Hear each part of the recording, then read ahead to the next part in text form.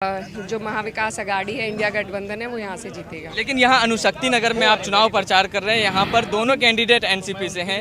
एक नवाब मलिक की बेटी सना मलिक है, दूसरी तरफ फहाद अहमद है। क्या लगता है कौन सी एनसीपी को लीड मिलेगी? जो एनसीपी भाजपा के साथ है वो हारेगी और जो एनसीपी भाजपा के खिलाफ है वो जीतेगी। अब ये क्या बात हो गया, जो भाजपा के साथ है वो हारेगी? जी बिल्कुल, भाजपा देखिए, भाजपा की जो नीतियां हैं और जिस तरीके से भाजपा ने देश में और यहाँ पर प्रदेश में भी सरकार चलाई है, सभी लोग उनसे प्रताड़ित है, हर वर्ग प्रताड़ित महसूस करता है, तो उन्हें तो हटाना ही, इसीलिए हम सब यहाँ पर मेहनत कर रहे हैं। लेकिन वहाँ महायुति ये कह रही है कि जो भी असली एनसीपी है और असली शिवसेना है वो हमारे साथ है। ऐसा बिल्कुल नहीं है। देखिए, असली नकली का कोई चक्कर नहीं है। जो भाजपा के साथ है, हम उसकी विचारधारा के खिलाफ हैं, और असली एनसीपी वो है जहाँ पे शरद पवार जी जहाँ की लीडरशिप कर रहे हैं। लेकिन यहाँ पर नवाब मलिक, जिस प्रकार से नवाब मलिक की बेटी चुनाव लड़ रही है, कई मौक़ों पर ऐसा भी देखा गया है कि आपके नेता भी नवाब मलिक जब जेल में गए थे तो उनका समर्थन करते हुए नजर आ रहे थे। लेकिन यहाँ पे आप चुनाव प्रचार कर रहे हैं फहाद अहमद के लिए, सामने सना मलिक है। यहाँ यूँ कहें तो आप नवाब मलिक के खिलाफ प्रचार कर रही हैं। क्या आप ऐसा क्या ज़रूरत आन पड़ी जिस नवाब मलिक को आपके नेता कभी उनके लिए आवाज़ उठाते थे, आप उनके खिलाफ प्रचार कर रही हैं? जब देखिए, वो उनकी शुरुआत हमारी पार्टी से हुई थी, तो जब अब वो बीच में छोड़कर चले गए हैं तो अब हमारा उनसे कोई लेना देना नहीं है, और हम एमवीए के साथ हैं, हम इंडिया गठबंधन के साथ हैं, और हम अपने सहयोगी दल की मदद के लिए यहाँ पर आए हैं। इसमें विचारधाराओं की लड़ाई होती है राजनीति में। जब तक वो हमारी विचारधारा में थे तो हम उनके साथ थे, आज वो हमारी विचारधारा से अलग भाजपा के साथ चले गए हैं, वो हमें हजम नहीं होगा। आपकी पार्टी चूंकि इंडिया गठबंधन की अगर हम बात करें तो इंडिया कई ऐसी सीटों पर ये ऐसा है कि सपा भी महाविकास अघाड़ी के खिलाफ कैंडिडेट उतार रखी है। ये कैसा गठबंधन है? नहीं, कहाँ पे है ऐसा? कई ऐसी सीटें हैं, आपको बताइए आप मुझे।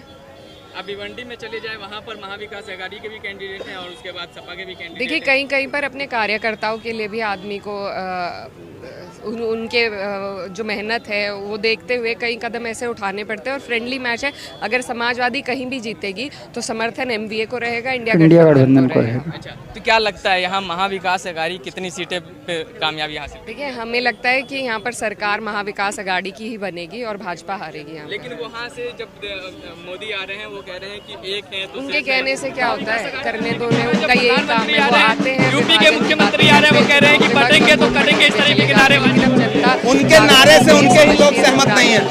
इस बार बदलाव अजीत पवार, उत्तर प्रदेश अशोक चौहान की भी बात कर रहा हूँ, पंकजा मुंडे की भी बात कर रहा हूँ। मुखिया यहाँ, लेकिन वो महाराष्ट्र में वो प्रधानमंत्री भी आके कह रहे हैं कि एक है तो सेफ है। मंगलसूत्र मुजरा के बाद वो कह रहे हैं कि यहाँ बेटियां छीन के नहीं आना चाहिए। पूरा देश जो है एकजुट रहे, बांटता कौन है? वही तो बांटते हैं। का प्रचार करने यहाँ पे हिंदू मुस्लिम सिख ईसाई सब एक लेकिन वहाँ पर भी लोग उनके खिलाफ हैं और माहौल उनके अनुशक्ति नगर में नवाब मलिक, कई बार ऐसा हुआ है कि आपने भी नवाब मलिक के लिए आवाज उठाई है। इस बार आप नवाब मलिक के खिलाफ प्रचार नहीं, चुनाव अलग चीज है, किसी पे आवाज उठाए लेकिन समय नहीं छीन पाए। साथियों, प्यारे दोस्तों, आइए फिर एक और बहुत अच्छी वीडियो आप लोगों के गोश गुजार करने के लिए जा रहा हूं। प्यारे दोस्तों, अजीज़ साथियों, हमारे इस चैनल से आप बारहा इमरान प्रतापगढ़ी और इकरा हसन की वीडियोस सुनते हैं। हम आपके सामने उनकी वीडियो पेश करते हैं और सच क्या है ये दिखाने की हम कोशिश करते हैं। प्यारे अजीज़ दोस्तों, आइए फिर आज एक और बेहतरीन शायरी, इमरान प्रतापगढ़ी की दिल छूने वाली शायरी, बेहतरीन नज़म आप लोगों के सामने है। आइए देर ना करते हुए बिला किसी झिझक के इमरान प्रतापगढ़ी की इस शायरी को समाप्त कीजिए। बटेंगे तो कटेंगे, इस तरीके के नारे। उनके नारे से उनके ही लोग सहमत नहीं है। इस बार बदलाव अजीत पवार, उत्तर प्रदेश अशोक चौहान की भी बात कर रहा हूँ, पंकजा मुंडे की भी बात प्रदेश के मुखिया यहाँ, लेकिन वो महाराष्ट्र में वो कह रहे हैं प्रधानमंत्री भी आके कह रहे हैं कि एक है तो सेफ है। मंगलसूत्र मुजरा के बाद वो कह रहे हैं कि यहाँ बेटियां छीन के नहीं आना चाहिए। पूरा देश जो है एकजुट रहे, बांटता कौन है? वही तो बांटते हैं। का प्रचार करने यहाँ पे हिंदू मुस्लिम सिख ईसाई सब एक। लेकिन वहाँ पर भी लोग उनके खिलाफ हैं और माहौल उनके अनुशक्ति नगर में नवाब मलिक, कई बार ऐसा हुआ है कि आपने भी नवाब मलिक के लिए आवाज उठाई है। इस बार आप नवाब मलिक के खिलाफ प्रचार नहीं, चुनाव अलग चीज है, किसी पे आवाज उठाए लेकिन समय नहीं छीन पाए। समय शरद पवार के साथ है, समय फहद के साथ। किसका समय अच्छा चल रहा है? किसी में काटने, जाहिर सी बात है, क्योंकि महाविकास अघाड़ी का पूरा पीढ़ी परिवार, जब प्रधानमंत्री आ रहे हैं, यूपी के मुख्यमंत्री आ रहे हैं, वो कह रहे हैं कि बटेंगे तो कटेंगे, इस तरीके के नारे। उनके नारे से उनके ही लोग सहमत नहीं है। यहाँ से अजीत पवार की बात कर रहे हैं, अशोक चौहान की भी बात कर रहा हूँ, पंकजा मुंडे की भी बात कर रहा हूँ। सही बात है। लेकिन वो प्रधानमंत्री भी आके कह रहे हैं ना कि एक है तो सेफ है। मंगलसूत्र मुजरा के बाद वो कह रहे हैं कि यहाँ बेटियां है, वो छीन के महाराष्ट्र की लेकर जनता जानती पूरा है। देश जो है एकजुट महाराष्ट्र की रहे, जनता बांटता के कौन है? वही तो स्वाभिमान के बांटते हैं। साथ इन लोगों ने हिंदू मुस्लिम सिख ईसाई सब सवालों एक। के जवाब हैं। उनका कुताराघात किया है, उनका अनुशक्ति नगर में नवाब मलिक कई बार ऐसा हुआ है कि आपने भी नवाब मलिक के लिए आवाज उठाई है। इस बार आप नवाब मलिक के खिलाफ प्रचार करते हैं। नहीं, चुनाव अलग चीज है, किसी पे जुल्म सितम होगा तो आवाज उठाएंगे। यूपी के मुखिया के पास कोई काम नहीं है। अब न कोई बटेगा, न कोई कटेगा, न किसी में काटने की क्षमता है, क्योंकि पूरा का पूरा पीडीए परिवार, पूरा महाविकास आघाड़ी परिवार, पूरा इंडिया अलायंस भेजा था और उनको मानने वाले सारे लोग देश के एक हैं। और अब आने वाले समय में जवाब वही दे सकते हैं। यहाँ से महाराष्ट्र से सरकार हटाने के बाद दिल्ली की मोदी जी की सरकार को भी हम लोग हटाने का काम करेंगे। लेकिन वो तो कह रहे हैं कि जो भी असली गए बीजेपी बीजेपी है और जो असली शिवसेना है वो महायुति के साथ। लेकिन वो कैसे है वो महाराष्ट्र की जनता जानती है।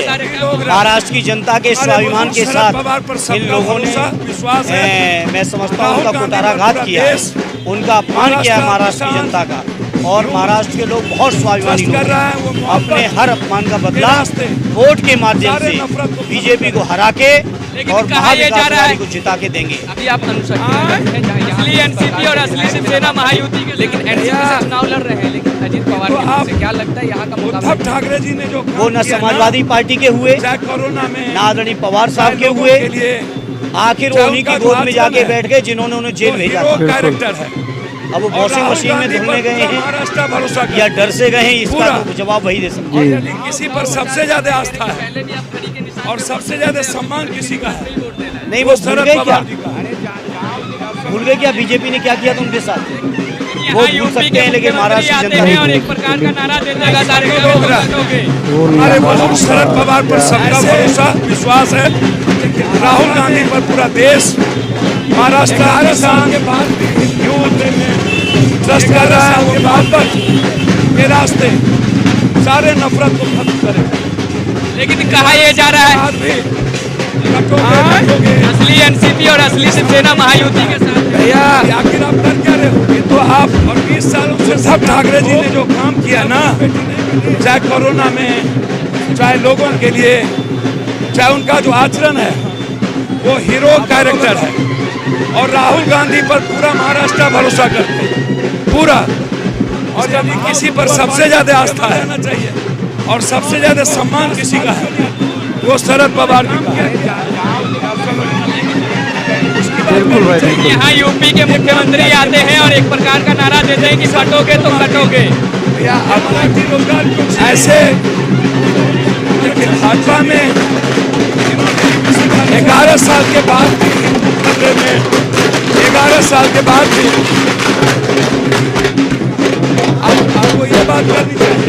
11 साल के बाद भी कटोगे बटोगे, हमें तो समझ में नहीं आता है कि आखिर आप कर क्या रहे हो। और 20 सालों से सरकार में हो तब कुछ बेटी नहीं मिली। यहाँ चुनाव प्रचार में लगातार मिलने जुलने की मतलब आप इसको समझिए, आपको तो कोई मुद्दा नहीं है। ये लोग जाहिल लोग हैं, लोकतंत्र और संविधान के दुश्मन। इसका मतलब चुल्लू भर पानी में डूब के मर जाना चाहिए। चुनाव में इनको विकास बात क्यों नहीं आती? इन्होंने काम क्या किया है उसकी बात करनी चाहिए। जी बिल्कुल भाई। ये काम क्या किए 5 साल? ये किसान को क्यों मार दिए? ये मराठी रोजगार क्यों छीन लिए? आरक्षण क्यों छीन लिया? इन्होंने आरक्षण